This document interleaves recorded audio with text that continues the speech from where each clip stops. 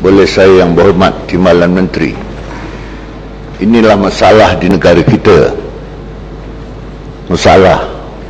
Dan masalah ini masalah besar sebenarnya.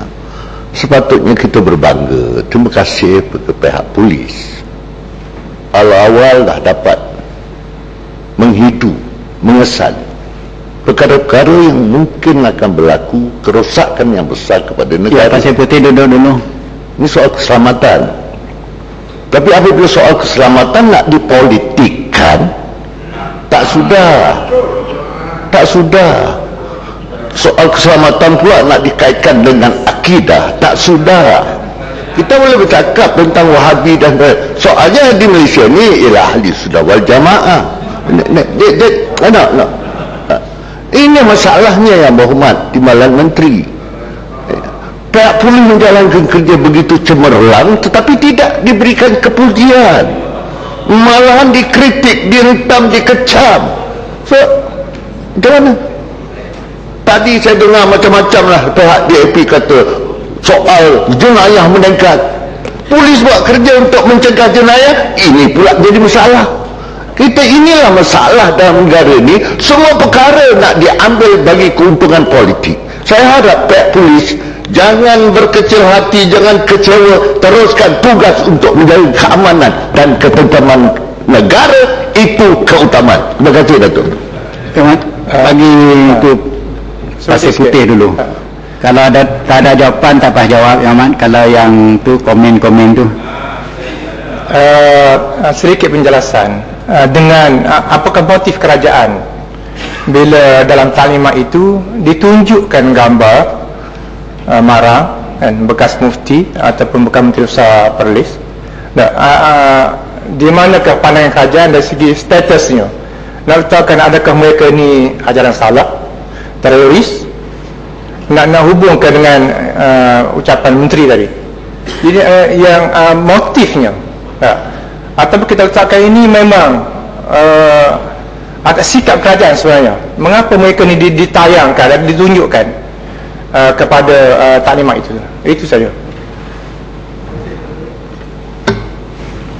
Terima kasih Ketua Ketua. Saya rasa saya tak lagi panjang, Yang Amat. Panjang saya rasa saya tak perlu respon daripada ucapan Pasir Putih, kerana saya tidak mencerita pasal gambar. Walhal mereka mendengar hearsay. Dia tak ada dekat situ. Dan saya setujulah dengan sahabat saya daripada Pasir Gading. Seri Gading. Yang sentiasa melihat seolah-olah polis ni tak ada jasa. Penjelasan sikit. Dah cukup lah Datuk. Sikit saja, okay. 1 minit. Datuk Yang Ketua, saya rasa ini bukan hearsay. Ia satu taklimat pihak keselamatan kepada Kementerian Pengajian Tinggi dan telah pun disiarkan dalam media dan diakui oleh Menteri Pengajian Tinggi. Saya tidak setuju ini hearsay. Kami bukan satu prinsip datang ke Dewan ini membawa hujah hearsay, tapi ia suatu taklimat Bukit Aman kepada Kementerian Pengajian Tinggi. Yang diimplikatkan dengan izin adalah Marang, bekas mufti sebuah kerajaan negeri dan mufti sekarang dan bekas Menteri Besar Perlis. Dan dalam taklimat itu dinyatakan tentang berkaitan dengan Wahabi yang senang merujuk pada Ayahanda Seri Gading. Bukan masalah kita nak mempolitikkan. Kalau tidak ada taklimat itu, tidak ada sesiapa yang nak mempolitikkan. Dan kita setuju, kami di sini tidak bersetuju adanya terorisme. Kita menentang. Tetapi kenapa dalam taklimat itu dikaitkan, diimplikatkan gambar-gambar seperti Marang, bekas mufti negara, mufti bagi sebuah negeri, bekas Menteri Besar Perlis dan Wahabi dan seumpamanya. Ini yang menimbulkan suatu polemik yang saya rasa, saya takut Ketua Polis Negara dengan izin was wrongly advised untuk meng-create satu perkara yang bukan sekadar nak mengawal keselamatan negara, tetapi mencipta suatu perkara untuk menguntungkan agenda yang kita bimbangi. Ini yang kita katakan bahawa suatu pembohongan telah berlaku. Datuk, Ustaz Azri, ya, Dr. Azri kata satu pembangunan. Dan dah panjang cerita Yang Amat. Jadi Bukan soalan. Saya minta supaya ini tak ada soalan Yang Amat. Ya. Ini komen saja. Ya. Datuk ini betul. 2 minit juga, insyaAllah. Peringatan untuk Timbalan Menteri dan Kementerian. Sedikit waktu dahulu kita bangkitkan dalam Dewan Yang Mulia ini menyebutkan tentang bagaimana sebuah perunding Political and Economic Risk Consultancy meletakkan Malaysia di tahap yang cukup buruk dari sudut instability dan political instability. Dan inilah antaranya yang berlaku dan terus berlaku ketika kerajaan tidak menghitung dengan cermat apakah kesan. Dan dalam laporan PRC itu, Political and Economic Risk Consultancy itu meletakkan Malaysia tidak merupakan sebuah negara yang atraktif dari sudut investment destination kerana ini. Dan saya hadir Datuk Yang Ketua sedikit waktu dahulu dalam jemputan seminar Political Islam dan Militancy dijemput oleh Lowy Institute di Sydney.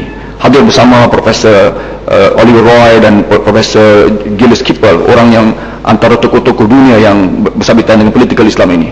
Dan mereka menyebutkan begini, adalah kerana perbuatan kerajaan negara-negara Islam sendiri yang menggembar-gemburkan tentang militansi ini.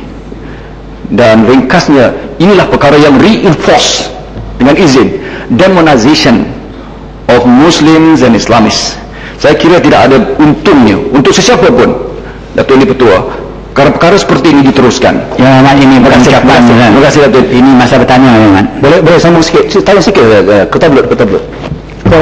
Yang Datuk Yang Ketua. Ya, Mak, saya peringatkan ini masa bertanya.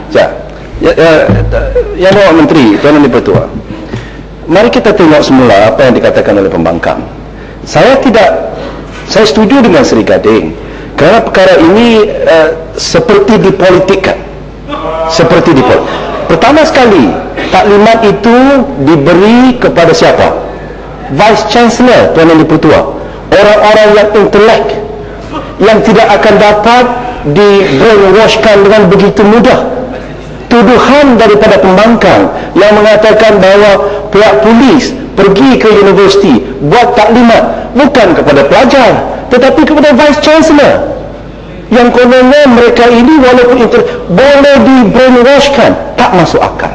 Jadi saya berpendapat, Yang Berhormat Menteri, kita mempunyai pengalaman dengan pembangkang yang mengambil sedikit komen-komen daripada penceramah, lepas itu diwar-warkan seolah-olah ia menjadi satu isu politik yang cukup besar. Saya ingin nasihatkan kepada Yang Berhormat Menteri, kita tengok semula apa dia ceramah-ceramah yang diberikan, ucapan-ucapan yang diberikan, dan saya pasti seperti mana yang dikatakan oleh pokok senah tadi pun, bukan saja maran yang gambarnya dikeluarkan, pemimpin besar UMNO juga ada di situ. Kalau betul, saya tidak tengok VCD-nya. Jadi saya minta Yang Berhormat, betulkah Vice Chancellor, orang-orang yang intelek ini cuba di brainwashkan oleh polis ni? Itu yang saya minta penjelasan daripada Yang Berhormat. Dia ahli Parlimen 1810 kali. Terima kasih Datuk Yang Betul. Saya rasa saya setujulah apa yang dinyatakan oleh Ketua Berhad. Dan saya ada laporan apa ni berkaitan dengan taklimat ini, yang mana apa yang dinyatakan yang dapat diperoleh kesan daripada taklimat tersebut, bahawa boleh dikatakan para hadirin rata-rata merasakan puas hati dengan taklimat yang diberi. Yang mana apa ni adalah berkaitan antaranya Yang Berhormat berhiasi iaitu berkaitan dengan apa ni kumpulan-kumpulan militan